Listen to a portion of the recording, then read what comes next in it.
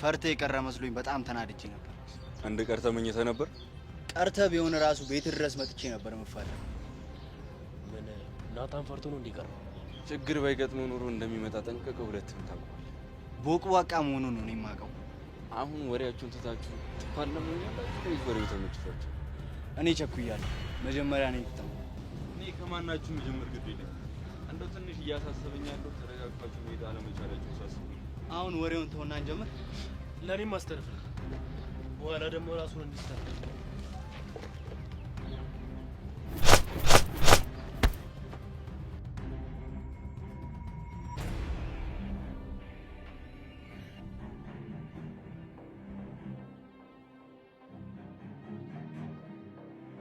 እነሱ በቀላሉ እንደማትወጡ ተስፋ አደርጋለሁ።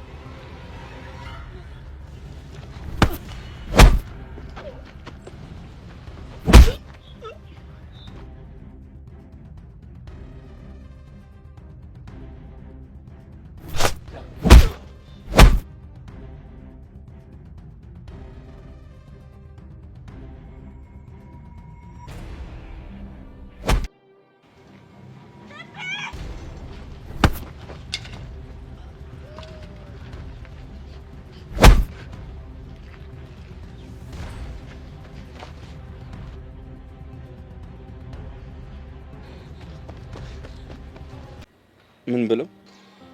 ዛሬ ካንተና ከናታን ጋር ፍልሚያ እንዳላችሁና እንደሚሰባብሯችሁ ሲያወሩ ነበር። እሱን ነው እንዴ? አዎ ዝም ብላ ዛሬ ቀጠረው ነገር አለች። ቆይ አንተ ይሄን ነገር አልተዋልካ? ምኑ? የምትደባደበውን ነገር ነው። እኔ እኮ ፈልጌው አይደለም። የፈለገ ቢሆንስ እዛ በድብድብ የተነሳ ስንት ሰው እንደጎዳ ረሳህ እንዴ? ቢያንስ ኢንቫይሮንመንት ስትቀይር ለምንድን ነው ይሄን ነገር ማተው? ብርክቲ እኔ እንዴት እንደሆነ አላውቅም። ጸበይ ሄድኩበት ነው የሚከተለኝ ግንባሬ መሰለኝ። እና ሸሻዋ ምን ኤላ እኮ ነኝ። ከመጀመሩ ነው ጸብን መሸሸው። ምን አይነት እዳ ነው በፈጣሪ። ቆይ እሺ ለምንድን ነው የምትደባደበው? ምንም እንዲሁ ነው። አይ ያንም ከሰው ጋር ተጣላ። ይሄንን ደግሞ ጠንቅቄ ነው የማውቀው። ብርክቲ አንቺ ማታውቂው ብዙ ነገር አለ። ነገረኛ። አልነግርሽ። ሰላም ሰላም ውዴ ቻናሌ ቤተሰቦች እንዴት ናችሁልኝ? እንኳን ወደ እኔ ዩቲዩብ ቻናል በሰላም መጣችሁ። እንዴት ናችሁ? አፍላ ፍቅር በአፍላ ፍቅር እንግዲህ በዛሬው ክፍል ላይ ካሌብና ጆኒ ተዋርደዋል ማለት ነው። እንደሚታወቀው እንግዲህ በሰብል ምክንያት ጆኒና ኤላ ትልቅ ጦርነት ውስጥ ነው ያሉት። በተደጋጋሚ ካልተደባደብን ካልተዋጣልን እየተባባሉ እንግዲህ እዚህ ቀደም ያደረጉት ድብድብ ነበረ። ቀጠሮ ነው። ቀጠሮ ይዘው ወደ ቀጠሮ ቦታ ሲሄድ እንግዲህ ኤላን ማስክ የለበሰው ማንነቱ ያልታወቀ ብዙዎቻችን ብዙ ስም የምንሰጠው ሰው እንግዲህ የኤላን እጅ ሳያስበው ሰብሮታል። ኤላ ማስኩን ለማውለቅ ነበረ የፈለገው። ነገር ግን ልጁ በጣም የሰለጠነ ስለነበረ እንግዲህ የኤላን እጅ ሰብሮታን ጠምዞ ይዞ ማለት ነው። ታዲያ እንግዲህ ያ ሰው ጆኒ ነው ብለን ነው የምናስበው። ነገር ግን በዛሬው ድብድብ ላይ ጆኒ አንድ ስንዝር እንኳን መሰንዘር ሲያቅተው ስናይ ያ ባለ ማስክ እውነት ጆኒ ነው ወይ የሚል ጥርጣሬን እንግዲህ ወደ ውስጣችን አምጥቷል። በእርግጥ ጆኒ ለመሆኑ ነው ብለን እንድናስብ የሚያደርገን አንድ ነገር አለ። እሱም እንግዲህ ካሌብ ነው። ካሌብ የዛን ጊዜ ካያችሁ ናታንና ኤላ ይህን ባለማስክ ሰው አብረው ገጥመውት ነበረ። ታዲያ እንግዲህ በመጨረሻ ማስኩን ሊያወልቁት ሲሉ አይናቸው ላይ የሆነ ነገር ጨምሮ ነው ያመለጠውና ከትምህርት ቤት ጀምሮ ይሄ ማስክ እየለበሰ ናታን የሚደበድበው ማን ነው ብሎ ያስብ ስለነበረ ካሌብ ከትምህርት ቤት ጀምሮ ሲከታተለው ነበር ጆኒን። ስለዚህ ያ ባለማስክ በእርግጥም ጆኒ ነው። ጆኒ ባይሆን ኑሮ ካሌብ እንደዚህ ጥግብ ባይልም ነበረ። እንግዲህ ትምህርት ቤት ውስጥ ከሁሉም ሰው ጋር ነበር የሚናጨው። የሆነ የተማመነው ነገር ስላለ ነው ማለት ነው። በእርግጥ እሱ ምንም አይነት አቅም የለውም የመደባደብ አይደለም ከኤላ ጋር ቀርቶ ከናታን ጋር መሲ ራሱ ለሱ ትበቃዋለች በሲስተም ከተደባደበችው ማለት ነውና ታዲያ እንግዲህ ያለ ወትሮ እሱ ደግሞ በጣም ጠግቦ ትምህርት ቤት ውስጥ በጣም ነገር ይፈልጋል፣ ከሰዎች ጋር ይጋጫል። ብቻ የተማመነው ነገር እንዳለ ያሳያል። ያ ማለት ባለማስኩን ተከታትሎት ባለማስኩ መጨረሻ ላይ እንግዲህ ሩጦ ካመለጠ በኋላ ማስኩን አውልቆት ነበረ እና በምዕራፍ 6 መጨረሻ ላይ ይመስለኛል እንግዲህ ከናታን ጋር እና ከኤላ ጋር ተደባድቦ እነሱ አይናቸው ውስጥ የሆነ ነገር ስለጨመረ ሊይዙት አልቻሉም፣ ያመልጣል። ታዲያ ከስር ከስር እንግዲህ ካሌብ ተከታትሎት ነበረ። ሲደባደብም አይቶታል፣ ሩጦ ሲያመልጥም አይቶ የሆነ ቦታ ላይ ቆሞ ማስኩን ሲያወልቀው ካሌብ አይቶታል። በጣም ደንግጦ ነበር። ይህን እንዴት ልመን እያለና እንግዲህ ወደ ትምህርት ቤትም ተመልሶ ይህን ነገር ለዓለም ሲነግራት ነበረ። የአንድ ጓደኛሽ ሚስጥር ብታቂ ምን ታደርጊያለሽ ብሎ ጠይቋት ነበር። እሷም እንግዲህ ከቻልኩኝ ሚስጥሩን እንደ ሚስጥር ይዤለት እኖራለሁ ነው ያለችውና ከዛ ጊዜ ጀምሮ እንግዲህ ካሌብ በዛ ላይ ደግሞ ከትንሽ ጊዜ በኋላ ደግሞ ባለማስኩ ሰው የኤላ እጅ ሰበረው። ታዲያ እንግዲህ በጣም የተማመነው ለዛ ነው ማለት ነው። ባለማስኩ ያለ ጥርጥር ራሱ ጆኒ ነው ማለት እንችላለን። ምናልባት ግጥሚያዎቹን የሚያሸንፈው በሲስተም እና በዛ ላይ ደግሞ ማስክ ስለለበሰ ያን ያክል አይጎዳም። እንግዲህ በዛሬው ድብድብ ካያችሁ ኤላ ከናታን ጋር ነበረ። እነዛ ደግሞ ሁለቱ ጆኒ እና ካሌብ ማለት ነው። ቀጠሯቸው እንደዛ ቢሆንም ግን ጆኒ ናታን ማለት ነው እንግዲህ ቃጅል እንደሚታወቀው ታግታለች። እሷን ካላስፈታሁኝ ብሎ ትምህርት ቤት አስፈቅዶ ሄዷል። በግጥሚያ ቀን ትቶት ሄዷል ኤላን። ታዲያ ኤላ በጣም ይፈራን እያሉ እንግዲህ ካሌብ የድብድቡ የጨዋታው ቀን እንበለው የድብድቡ ቀን ናፈቀኝ እያለ ካሌብ እንግዲህ ነገር ረዘመብኝ በጣም ተቅለብልቦ ነበረ በሚገርም ሁኔታ እና የተማመነው እንግዲህ ጆኒን ነው። ሌላ ማንንም ተማምነው ጉልበቱን ተማምነው ራሱ አይደለም። እና እንግዲህ የማይቀር ቀን ይደርሳል። የድብድቡ ቦታ ላይ ቀድመው ነው የተገኙት። በዛ ላይ ደግሞ ከዛሬ በኋላ ኤላ እዚህ ትምህርት ቤት ቀና ብሎ አይሄድም። ዛሬ ናታን የለም ብቻውን ነው የሚመጣው። ስለዚህ ቀና ብሎ አይሄድም። አንገቱን እናስደፋዋለን።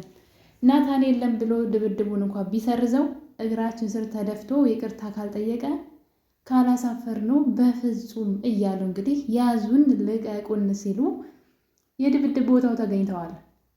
የሚገርመው ነገር ግን እዚህ ጋር እንግዲህ ሁለቱ ጊዜው ረዘመብን የድብድቡ ያሉ ሲያወሩ ብርክቲ ተደብቃ አዳምጣቸው ነበረ። ብርክቲ ተደብቃ ይህን ነገር ሲያወሩና ከኤላ ጋር ድብድብ እንዳላቸው የድብድብ ቀጠሮ እንዳላቸው ሲያወሩ ትሰማለች። እናም እንግዲህ ይህን ነገር ኤላን ሄዳ እኔ በጣም ነበረ ያሳቀች። ልጆቹን ትጎዳቸዋለህ ተው እያለች እንግዲህ እነሱን ጎድታቸው ችግር ውስጥ ትገባለህ፣ ስለዚህ ተው እያለች እንግዲህ ኤላን ስትከለክለው ነበረ።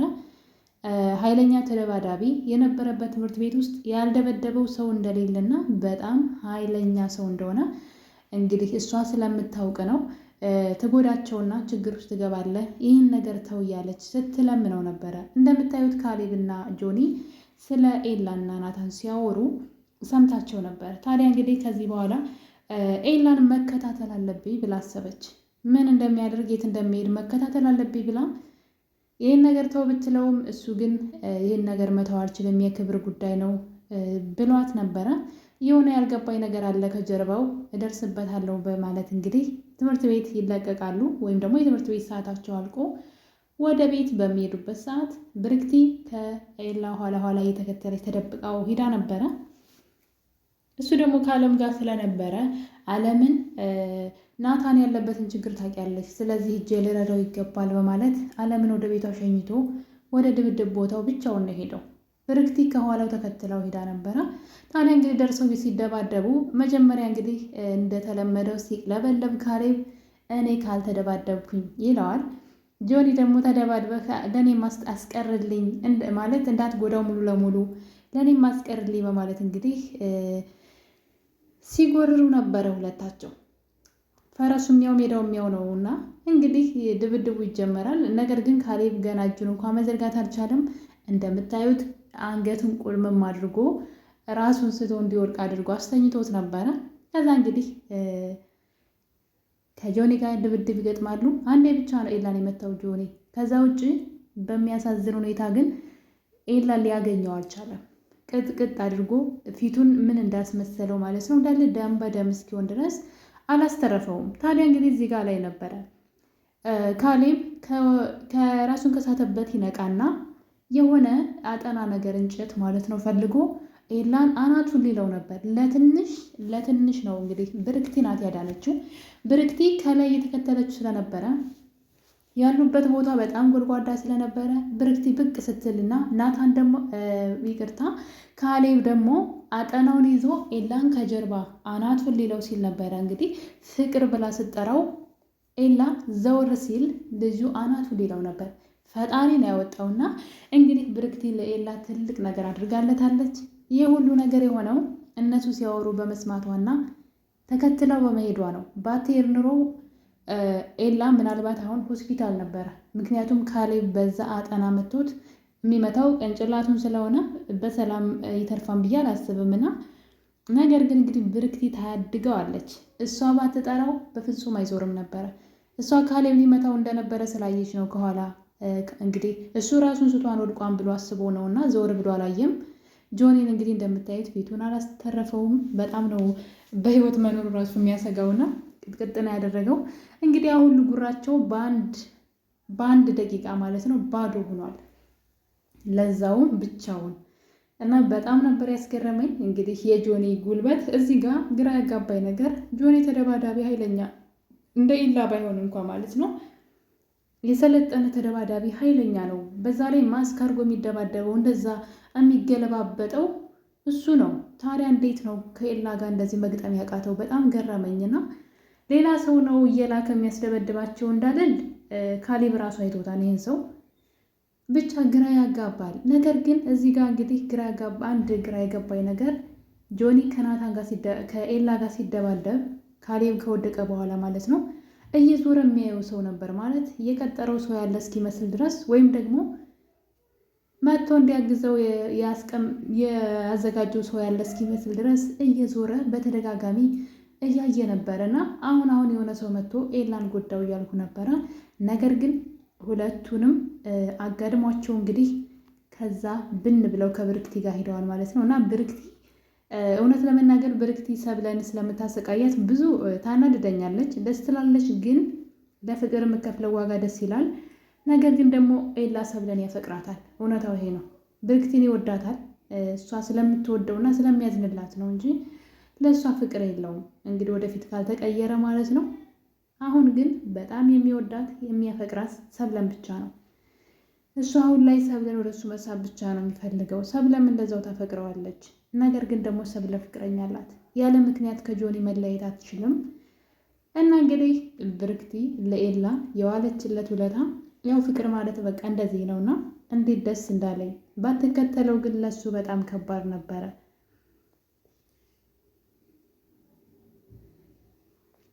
ሌላው እንግዲህ የጸጋ ጉድ ተጋልጧል ማለት ነው። ጸጋ እዛ ትምህርት ቤት ውስጥ እንግዲህ ቹቿንና ቤዛን አጣልታ ነበረ። ቹቿ ለምን ለያሬድ አባት ያን ነገር እንዳደረገች ደርሰውበታል። በሌላ በድብቅ ቁጥር እሷ ጸጋ መስለው በማውራት ማለት ነው እንግዲህ የጸጋን ተንኮል ሴራ ሁሉ ደርሰውበታል። ይህን ነገር እንግዲህ ለኤላ በጣም ወሳኝ ነገር ነው። ምክንያቱም እህቱ አልሚ ፖሊስ ናት። ለዛም እንግዲህ መረጃ እያጣራ ነበረ። እንደምታዩት ከቤዛ ጋር ቁጭ ብለው እያወሩ ሆን ብሎ ሲያወጣጣት ነበረ። እሷም ሁሉን ነገር ስትነግረው ግን ሪከርድ እያረጋት ነበረ እና ይሄን መረጃ እንግዲህ ለእህቱ ልኮላታል። በቅርቡ የጸጋ ተንኮል ይጋለጣል ብዬ አስባለሁ። ምናልባትም ያሬድም ወደ ውጭ የሄደ አይመስለኝም። የሄደ ያስመሰለችው ጸጋ ናት እንጂ ልጁ ሳይኖር አይቀርም። ምክንያቱም አሁን ትምህርት አልተከፈተም። እየተማሩ ያሉት የክረምት ትምህርት ብቻ ነው በፈቃደኝነት። ለዛ ሊሆን ይችላል እንግዲህ ያሬድ ትምህርት ቤት የቀረው ብዬ አስባለሁ። ውድ ቤተሰቦቼ እንግዲህ የአፍላ ፍቅር የዛሬው ትረካችን ይሄን ይመስል ነበረ። እንደወደዳችሁ ተስፋ አደርጋለሁ። በሌላ በአዲስ ቪዲዮ እስከምንገናኝ ድረስ ሁላችሁንም ወዳችኋለሁኝ። ለቤቴ ደግሞ አዲስ ከሆናችሁ ሰብስክራይብ በማድረግ አበረታቱኝ። ሀሳብ አስተያየታችሁን ኮሜንት ላይ አስቀምጡልኝ። እንዳስተካክልላችሁ የምትፈልጉት ነገር ካለም እንደዛው። የዛሬው ይህን ይመስል ነበረ። ቸር ቆዩልኝ። ባይ ባይ።